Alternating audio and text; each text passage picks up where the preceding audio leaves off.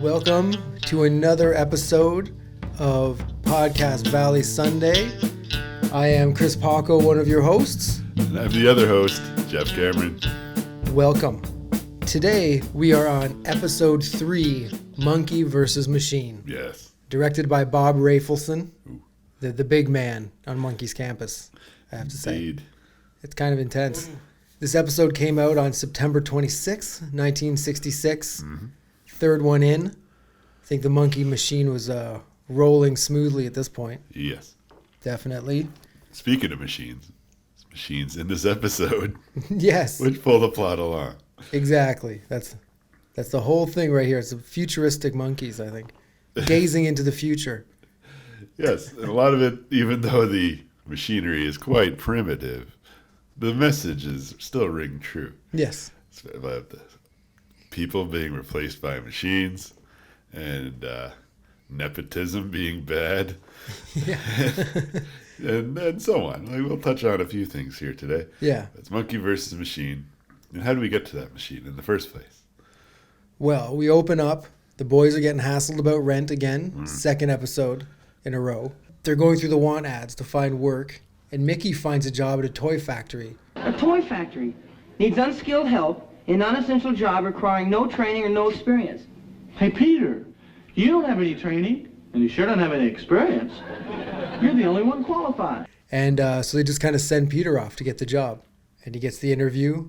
He shows up and realizes he's being interviewed by a computer. Yikes. Intro comes through. Boom. And there's new footage added in from the previous 2 episodes in the intro to this one. Yeah. They were quick to start like, well, you know what? We did some good stuff. Let's throw it in and show people what they've been missing. Unless they PVR'd it. Or DVR'd it. DVR'd it. Sure. All right, so Peter getting interviewed by the computer and is instantly misunderstood. Your name, please. What? Thank you. Last name, what? And your first name, Mr. What? It's not what. Not what? Mr. Not what? His occupation is a peat digger. Pete Digger is Pete the Dig. funny thing. And then in his spare time, he's a man. He thinks it's a woman. And then it's not what? It's Nitwit. Yes. Calling him Mrs. Nitwit. And it's a really good, almost like an Abbott and Costello Yes. kind of wordplay back and Kind forth. of neat that Peter's able to have a back and forth with a computer Yeah. and make it work. And it's funny. And it gets to where we need to be. And who's voiced again by James Frawley, Yeah, who seems to voice all the computers and things in the Monkees. Well, he's around. Yeah, exactly. He wasn't directing he this didn't direct? one. Oh, So they're okay. like, He's just got to give chilling. him something. So like, all right, you can be the He computer. lives on the set, I think. Yeah.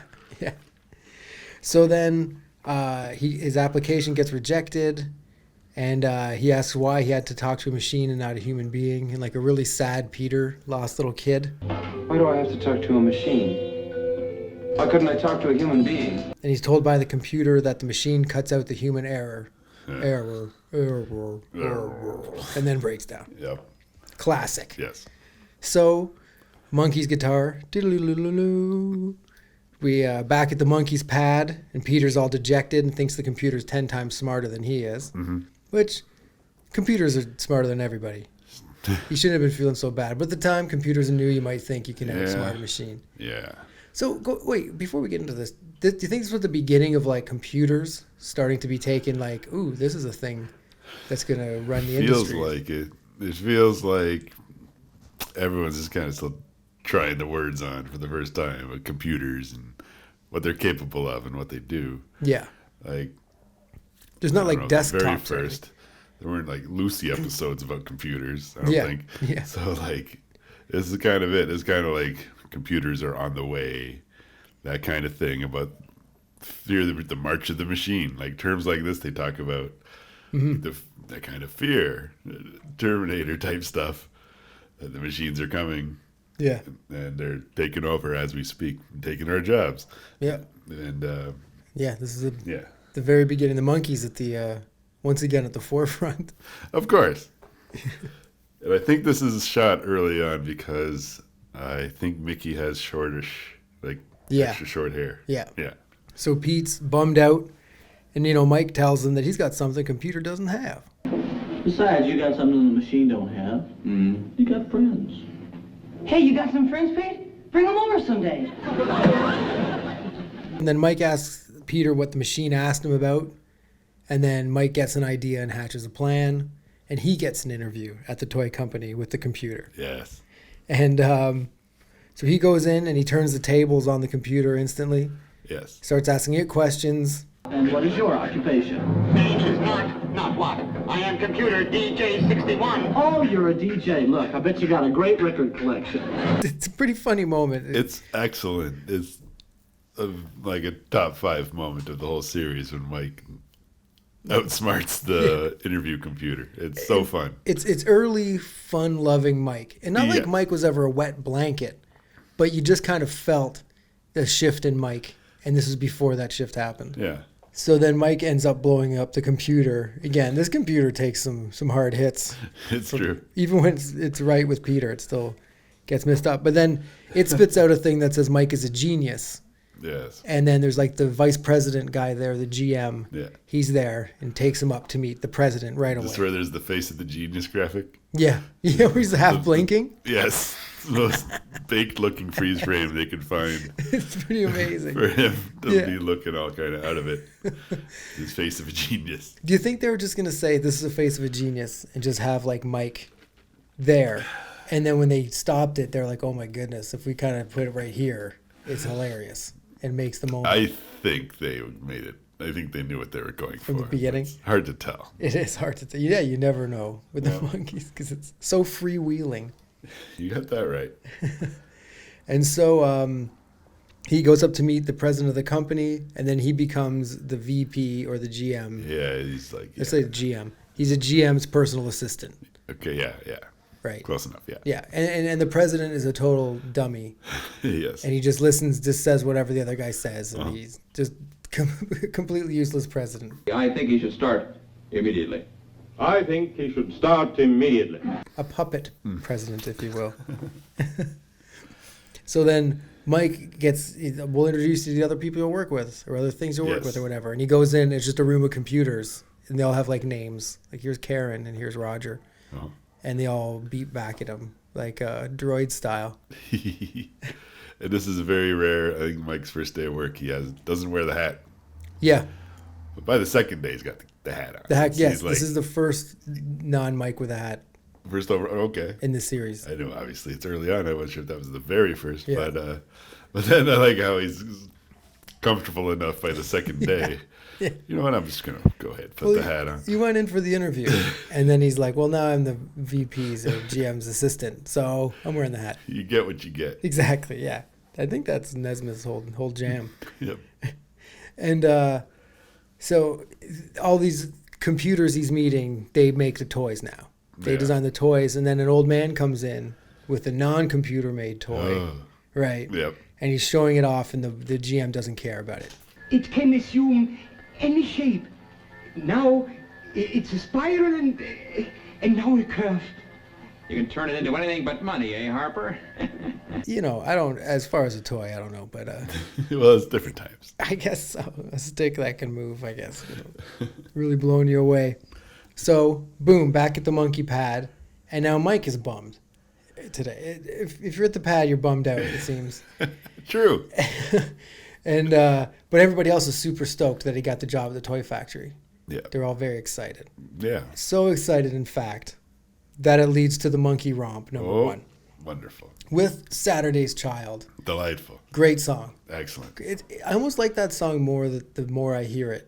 Because it has a weird, like, almost like garage bandy quality in the background Yeah. vocals. They're just like shouting them out. Yeah, it's like a Yardbird song. It's Yeah. just really just strong and cool guitar sounds. Yeah. Boom, Yeah, bam, just- ba-dum, bam, it just rocks. bam, ba-dum, bam. Yeah. and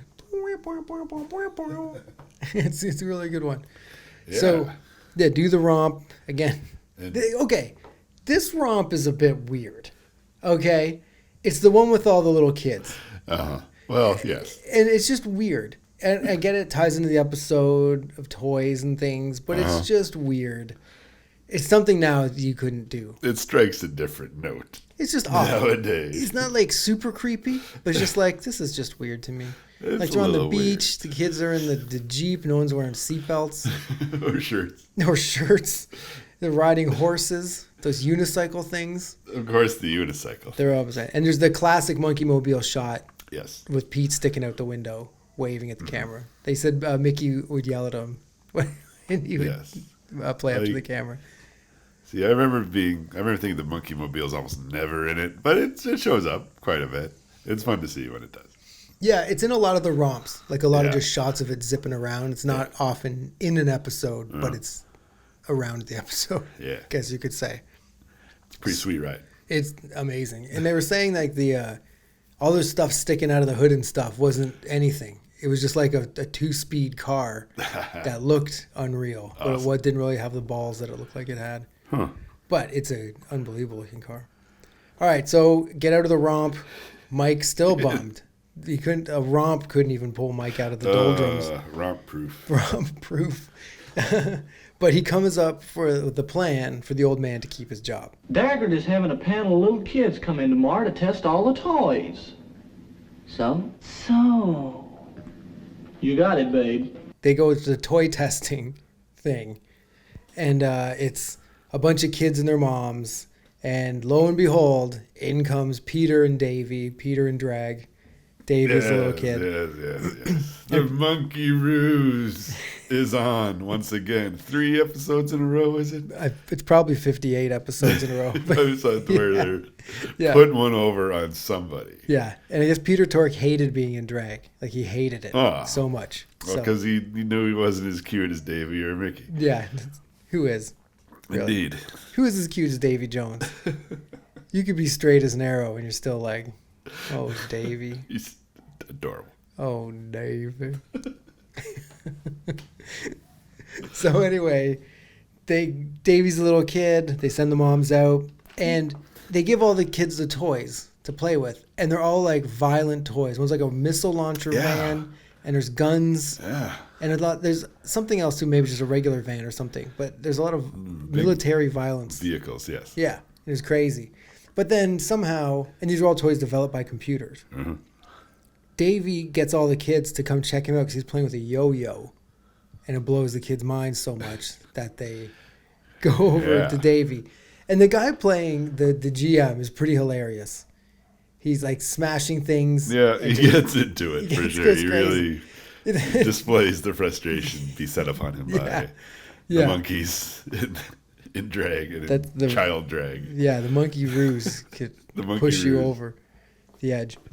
Somehow eventually catches on. Yeah. So then for the next test, Peter and Davy have been replaced by Davy and Mickey. Yes. And Davy's the mom and Mickey's the kid. And one thing they each do, each of the kids, a monkey kids, kicks the guy. Oh, yes. Right. So that would put you in a bad mood right off the bat. Oh, for sure. So, and now it's a toy that cannot be broken. Yeah. Right. Yeah. And then Mickey, because he's scientist Mickey. The gadget man, yes. Hooks up a little bomb to the toy. And it's a little blackbird in a pie that pops up. And he blows it up. And I think that's kind of how that one ends. He just blows Pretty it up. much And mayhem blows it up and ensues. says, my folks want me playing with these kind of toys. Yeah. And Wah, wah. what the heck?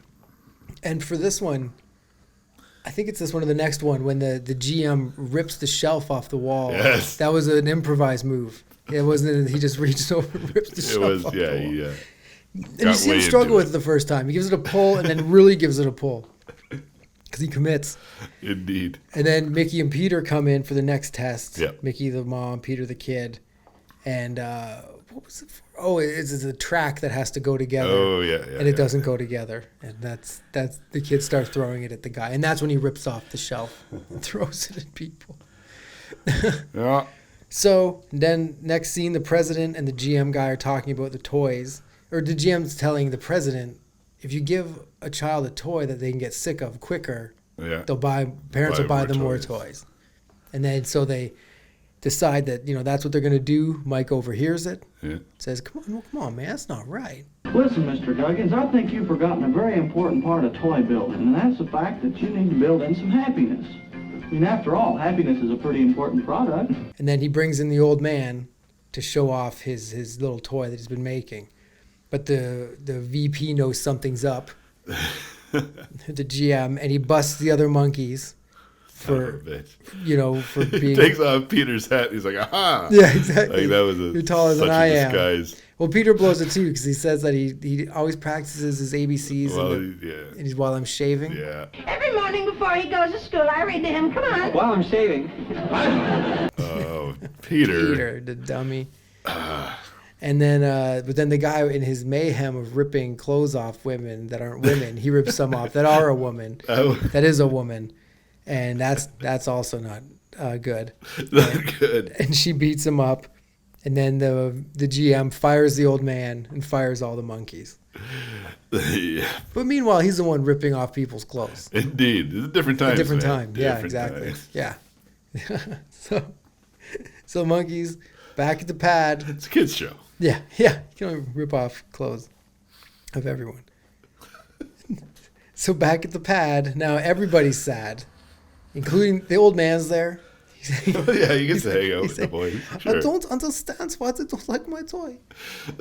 Wow. Whatever his accent is. He's got some weird accent. But he's back at the monkey pad. They're playing, hanging out. And then Mike bends the toy into a boomerang shape and tells Davey to get rid of it. Or the old man does. Please, I don't want to see it again. Just get rid of it. He doesn't want to see it anymore. So Yeah. Davey throws it out the window, comes back in the other window to Mickey. He's like, oh, this thing's been a drag all day. Yep. Throws it out the window. It comes back in the window and lands beside Davey. And then Mike realizes what's going on because it's like, oh, it's a boomerang. And then he brings the toy to the president, goes over the heads. After he just got fired, goes right back with the thing. And Mike... Oh, the VP takes it and throws it out the window, and it comes back. Smooth move. Boom! Buddy. Just burned his own hide right there. So, as they say. And then Mike says, "Hey, it's a toy you can't throw away." Yeah. Right? Think all the children you'll make happy. Yeah. And the president finds his balls finally, fires the GM, rehires the old man. Yep. At like more money or something. Yep. Right. And then Peter gets cold, closes the window. Mike throws it out, smashes through the window right into Peter. Yep. And in the commentary, he thought he caught the boomerang, but he doesn't. He swore he did. So maybe they used a different take. Shards of glass in his torso. face. Did he say? I didn't watch the Pete one, but did they say that they had like one take of that? I don't know. He didn't say. I don't know. Maybe. I'm pretty sure they Probably. did have tons of windows around. Yeah, one take. Get out.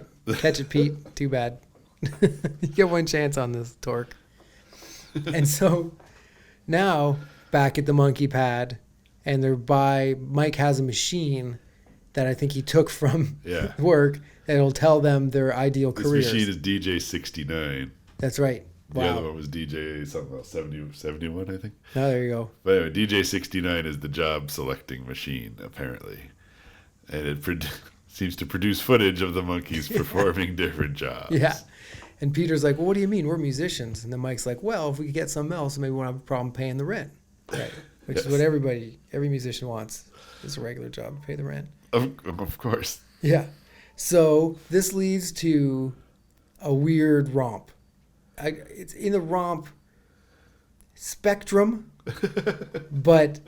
It's rompish. Yes, but they aren't romping. They are just sitting there getting this stuff spit out that they could be doing, but then you cut to them at a construction site. They're doing the thing, The lumber yard. Yeah. They're lifting up cars with forklifts. 2 Last Train to Clarksville is playing for this part. Oh, yes, it's Clarksville again. So we get a double Clarksville last episode, this episode. They're really pushing the single, because at this point, that single was number 1. So why not? Keep it up there. Yeah, keep it going. And they're playing in front of the yellow gold curtain, the classic. Yep. Which they definitely just went through every song in front of that in an afternoon. It's like, hey, everyone. And then that's kind of where it ends. It ends with the romp. Yeah, well, they do what they need to do. Yeah, they didn't have to do much else. Yeah. So there's a couple great things in this episode, I'd say. When Mike is telling Peter how to do a good interview, there's 3 words. Don't argue. That's 2 words. You're starting already. It's That's a great thing. wonderful. And remember these 3 little words. Don't argue. That's 2 words. You're starting already. And it's something that I still say to people. And no, For real. they're all losers. They don't get it. But it's definitely definitely hilarious. This one has the boo track as well. Yes, this is the only episode. It was a pretty serious episode. Everyone's bummed. Well, I mean, you got nepotism. You got the mechanicalization of the workplace. You got planned obsolescence. The toys that break, you have to buy more. It's Yeah. concepts that ring true It's to also the wasteland you see before you today, 50 years later. yeah, and it's also things like Mike being like, "Well, you have something the computer doesn't have." Friends. And like, think of all the millions of kids you'll make happy if you know what I mean. It's the heartstring episode of the Monkees. It's got some of that, yes. Definitely. Out of all the other ones, rather than people eating plates, It's true. this one has some heart to it. Where Mike has the very special speech, Yeah. But it's a brief one, but Mike gets to do this quite a bit. I think sometimes the other guys get a chance to do it as well. Somewhat. Early on, though, Bring the room down a little. Mike's the Linus. He gets to lay it out. Got a hat instead of a blanket. Yeah, exactly. Also in this episode, they use their hijinks to help an underdog. They try to help that old man. True. So yeah, I don't know. Mickey was kind of quiet in this episode. Not much Mickey in this one. Yeah, I wonder why. I did make a note of the phone inside the chessboard. Yes. Which is another one of those hey neat Monkees moments where there's something cool in the place. Yeah. And it's like it seems like a fun house. Yeah. Kind of. It is like Pee-wee's Playhouse before there was Pee-wee's Playhouse, man. Yeah. It was definitely the kind of thing probably in that time, like a 15-year-old kid watching this would see that place and be like, man, to have the phone in the chessboard and people would know. The pieces are just glued on. Yeah. So you go, whoop. Yeah. Peter's just sitting there playing by himself. Yeah. No, that's a great moment too. Yep. For you, what's the highlight of the show? I like the Mike part. Anything with Mike and Peter at the start talking to the computer. Yeah, that's mine as well. Kind of the Mike talking to the computer. Opposite outcomes. Yeah. But it was good to see them get a chance to do the thing, because it's been mostly kind of Mickey chewing scenery and Davy being Davy. She's got my jacket. Yeah. And this one definitely seems like Mike was the leader of this episode. He's the star of this episode. Yeah. You think it's going to be Peter. Yeah. He is for a little bit. Then they switch out. Poor Then Pete. It becomes a bit of a Mike episode. Peter gets his episodes here and there, Oh, obviously. he does. But and gets most of the laughs anyway, it seems. That's true. Yeah, he gets more of the low key, really funny laughs, where Mickey gets like the slapstick, hilarity laughs. Yeah, like doing a voice or something. Yeah, and Mike gets more like the situational. Yes, the dry put downs. The reaction. Yeah, exactly. Yeah. And Davy's just Davy. I don't know, like if Davy's funny or not, to be honest. He doesn't have we'll keep an eye out for that, I guess. Yeah, I know. Yeah. When does Davy get a laugh line? Yeah, does he? Yeah, that's not about him. Like, hey, what? I'm short. That's it. I am standing up. Yeah, which is great. I am standing up. It is. But it's the only cool. one. You said it every show. Yeah. So in this one, there's don't do that 3 times. Oh. When Mike touches one of the machines, he's getting introduced. No. The GM says, "Don't do that." Don't do that. When Davy's playing with the yo-yo, the GM tells him, "Don't do that." Don't do that. And when Mickey blows up the toy, he gets told, "Don't do that." Don't do that. Oh, okay. So it starts to get pushed in a little more as their thing. And there's an alternate ending of this episode where the landlord makes a reappearance at the end, and he's furious because Peter sent him a bunch of toys instead of rent money. And as a last thing, there's a lot of things actually in this one. First thing Bob Rafelson ever directed. Yeah. He had no idea what he was doing, he said. And he said a lot of like the freeze frame stuff was borrowed from French New Wave, which he really loved, like that film movement. Goodness. Mike hated wearing the hat, apparently. Oh, I don't know. Well. Says he hated being called Wool Hat, which is very weird. And yeah, and it was a bit of a nod to 2001, as well, like the computer talking and taking over. Huh. Yeah, a lot of stuff. Was 2001 even out yet? That's what I was wondering, actually. 'Cause I thought that came out in like Here 68. we go again. Right? I thought that came out in 68, but then Rafelson in the commentary. This episode on, when was this? Yeah. We have 2001. Yeah, because I definitely thought it was like 68. But whatever. We'll take that out if it's wrong. The toy maker. It's part of the fun. It's true enough. the permeation of the Monkee vibe. I think the president shows up. I think it's the president, the toy maker, J.B. Huggins. 2001 came out in 1968. Yeah, so it couldn't have been. So no. Rafelson, you rat, lying bastard. 2001 was the tribute to this episode. There you go. That's what it was. That's it. But yeah, so J.B. Huggins Jr. shows up in episode 51, The Monkey's Paw. So we're going to see him again. Ooh. Oof. Where will we be when we talk about The Monkey's Paw? My goodness. The new studios in Burbank. I hope so. Absolutely. All right, so how do you feel about this episode? Anything else to say? Or I thought it was good. I think it's a really strong early episode. Yeah. And it's a good one. Yeah, it starts to find its groove, I think, the Monkee groove.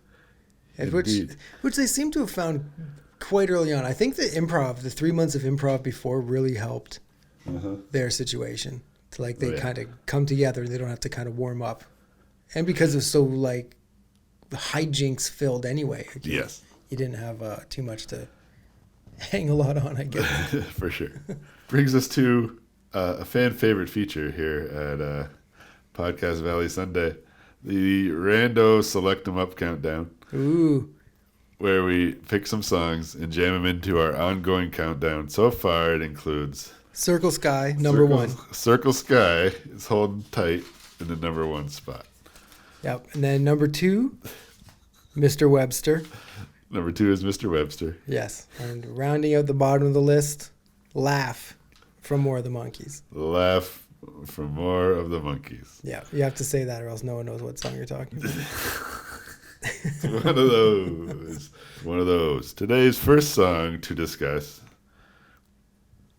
is D.W. Washburn. Ooh, wow. An early favorite for last place. Yes. Here at Podcast Valley Sunday. That, I will say, I really hate D.W. Washburn. D.W. Washburn. I heard a sweet voice say. To it make its appearance on the second episode of this is shocking. Because it's almost like the sub-basement has been laid down. For me, at least. This is the third episode, but anyway. I mean, second episode of doing the countdown. Oh, the countdown thing, yes. Yeah. I know people who really like the song. Like, Mickey Dolenz loves it. From here on out, the name of the countdown is this better than D.W. Washburn? Pretty much. Yeah. But I know that your sister likes it as well. Who let me borrow the box set to watch it, so thank her. But thank you, Jenny, for providing the box set for Paco to research with. However, I must continue to question your Monkee fandom based on incidents such as your enjoyment of D.W. Washburn. Yeah. If you said, why do you hate it? I'd have to say I'm not sure. It's just something that from the very first time I heard it, I'm like, it makes me feel like I'm seeing something I shouldn't see. You know what I mean? It's kind of, and when it comes up in the box set where we find it, it's approaching things aren't great. Yeah. And it's like, it doesn't sound like the fun Monkees anymore. And I don't know if you paid attention to the lyrics, but it's basically, hey, homeless guy, would you like a bath? And he says, no thanks. That's what the song is about. Yeah. Got a bottle of wine. I'm feeling fine. I'll wash right down the drain. I do believe I've got it made. Damn. Yeah. Yeah. Close.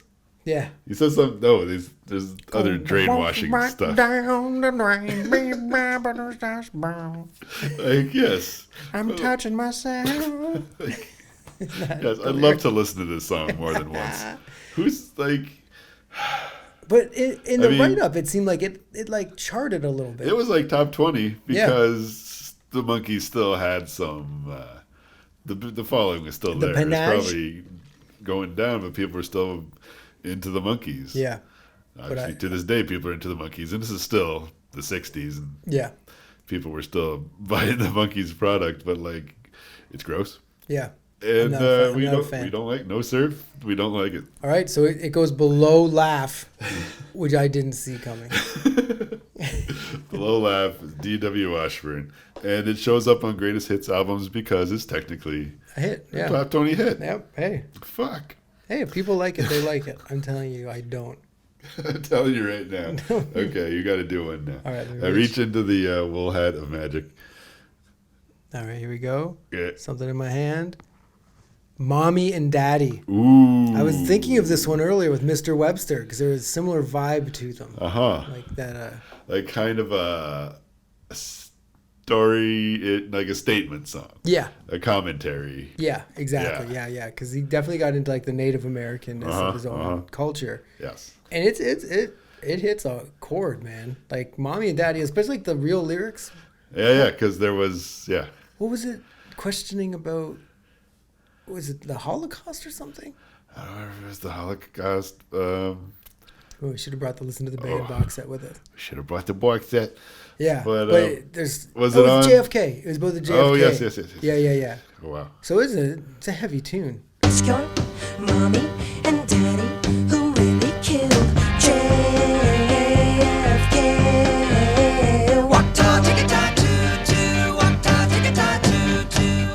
When did that come out? Mommy and Daddy was on The Monkees B present. side of Good Clean Fun, and it was on Monkees Present. Okay. Or Present. So I know. Mommy and Daddy. That's a song when I remember hearing it when I was a kid. I was like, ooh. Yeah, Yeah, that's that thing, and it's like it's neat. It's a neat, cool. it's catchy, it's cool. Yeah, and it's got a message that sneaks in. Yeah. Has that weird ending though. Like, you love him anyway. Yeah. It's like, what happened Ironic here? brightness to it. And it's Yeah. like, what the heck's going on? And similar to the D.W. Washburn thing, like they had creative control. Yeah. But so where were they going with it? Yeah. And who's listening to his music? Who's telling them if the music's all that good or not? Yeah. Or like, and it's neat and it's fun, but it also at the same time, it seems some of it seems really out there. Once you Definitely. get past like Birds and the Bees, the Monkees, and Head, and things start kind of they get to do what they want, which is kind of the whole point. I like Monkees Present, that record. Think so? I do. I have to give it another listen. I got to be honest, actually. Let me try to remind myself. I had a similar moment with like Birds and the Bees and the Monkees itself. I was like, this has got to be an overrated record, but you look at the songs on it, it's got some good tunes. Yeah, definitely. Like, it's also it's got good stuff on it, and then mediocre stuff on it. It's a very divided record, I find. Yeah. But the good stuff's super good. So today's question is Mommy and Daddy better than Mr. Webster? Ooh, I don't know. That's a tough one. That is a tough one. Tough one. Anyway, You know what? I'll put it above it because of the risks that it was taking. Okay, that's But quality yeah, reasoning. we get up to over 20 songs. It's gonna be so difficult to try to fit them in between. No, I guess it's gonna be transferred over to like a. I just mean in spreadsheet, general, kinda. like on a spreadsheet. Like, where does just this fall in? thinking of where to put Yeah. it. Oh shit. Yeah. Like, where does What Am I Doing Hanging Around fit into these 30 songs? Okay. What'd you pull out there, Jeff? As mentioned earlier, it's the B side to the Last Train to Clarksville, and it's Take a Giant Step. Ooh. Okay. Come with me, leave yesterday behind, and take a giant step outside your mind. This has been all over the map. Pull out. That's part of the fun. Ooh, gross. Hey now, They're always all over the map. you ruined another map. Thanks a lot. No wonder I never get where I'm going. Ow. All right, so Take a Giant Step. What's number 2 now? Mommy and Daddy's number 2? Correct. Okay. But we could first, before we decide where we put it, say a We'll thing or talk about two. it. Yeah, How we yeah, feel about sorry. Take a Giant Step. Very early song, obviously. If Yeah. someone went out and got Clarksville before the show came out, they also got Take a Giant Step. Yeah, So it's like a very early song, and it's a good one. it is. I like Take a Giant Step actually quite a bit. It's got that weird that. Yeah, like little psychedelic touches. Like, right from day one. Yeah. Where it's like, it's a little half tab kind of vibe to the music. It's a little on the edge of the counterculture. It's not just straight folk rock or something. This isn't Simon and Garfunkel. This isn't just some corny or down. They're like trying to bridge it a little bit. Yeah. The West Coast. And the melody of it is super good too. It has like different stages because it has that psychedelic weirdness. And it's got that drum roll to that.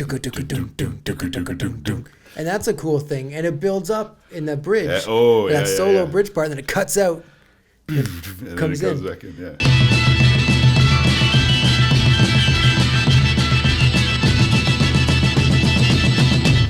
And yeah, it has a lot of different stages to it. And it's a really good early Monkee song for sure. Very Definitely. cool. Which leads us to like Circle Sky is still number one. Here already it says, well, and okay, fine. We can move the songs around later. Nothing's set in stone. Because our relationships with the music also changes all the time. Except D.W. Washburn. Except D.W. Washburn. I'm not sure what can rescue that song. Hit the bricks, Washburn. From the basement of the countdown. However, so we got Take a Giant Step, which is a solid top two. Yeah. For now, we'll tuck it behind Circle Sky. That's what I was gonna say. As good as it is, Yeah. it ain't quite Circle Sky, folks. No, Not quite. definitely not for us at least. So then it goes 6 songs in. Boom. What do we have here? At number 6, we have D.W. Washburn. Crowd Goes Wild. Number 5, we have Laugh. Coming in at number 4, Mr. Webster. Holding tight at number 3 is Mommy and Daddy. Number 2, With a Bullet. Let's Take a Giant Step. And at number 1, for the second week in a row, 2 weeks. Number 1. Circle Sky. Boom. Amazing. So is this with Circle Sky? Are we just doing like all like the versions? Like is the live version, the studio version? This It's is just the thing Circle we talk Sky. about. It's like sums it up, which is weird because we're going to have to talk about Valerie at some point. Yeah. And there's two distinct. Yeah. Like that'll be a fun one to talk about because one would be somewhere and the other would be somewhere else for different reasons. Yeah. And yeah. That's interesting. And You Just May Be the One is sort of like that. Yeah. Even though the one on the show doesn't make it onto a record and it technically doesn't qualify for the countdown. But since You Just May Be the One is on Headquarters, we're going to talk about that at some point. Yeah, definitely. Yeah. All right. Well, that sums it up, I think. Little Monkee you're right. versus Machine. We got in about 40 minutes this time. We're zipping through. Whoa. Look out. Here comes tomorrow. Hey-o. All right, everybody. From Paco here. And Jeff. We will see you next week. Thanks for listening. Bye.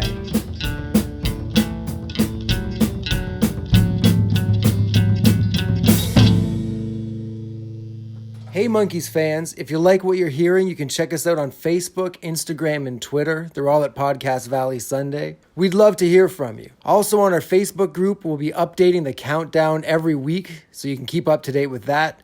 And if you can rate us, please rate us, but be nice. We're thin-skinned.